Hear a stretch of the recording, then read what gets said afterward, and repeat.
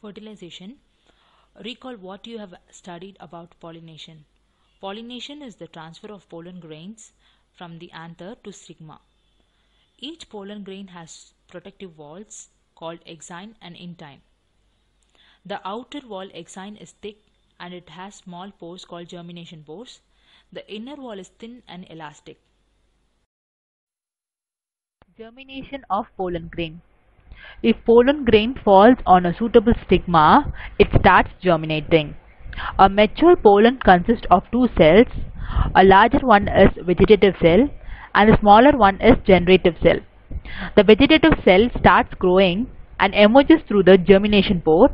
It develops through the style as a long tube known as pollen tube.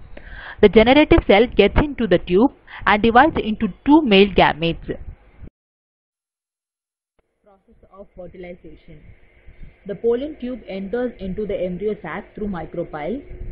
At this time, the pollen tube bursts open, gametes are released from the pollen tube and enter into the embryo sac.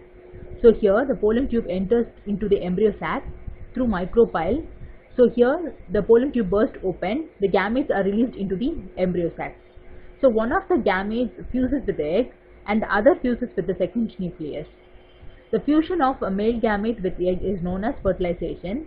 The fertilized egg is known as zygote, which develops into an embryo. Double fertilization. The other male gamete fuses with the secondary nucleus. As I already said, the secondary nucleus is diploid in nature. The fusion of this nucleus with the second male gamete is known as triple fusion. So this is the second male gamete. It fuses with the secondary nucleus, as I've already said. So this process is known as triple fusion. So the triple fused nucleus is called as endospermic nucleus because it develops into an endosperm. Endosperm is a nutritive tissue meant for the development of the embryo. It means that it supplies nutrition for the embryo.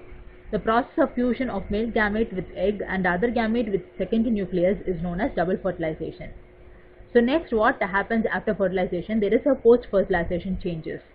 The ovule develops into seed, the integuments of the ovule develop into a seed coat, the ovary enlarges and develops into a fruit.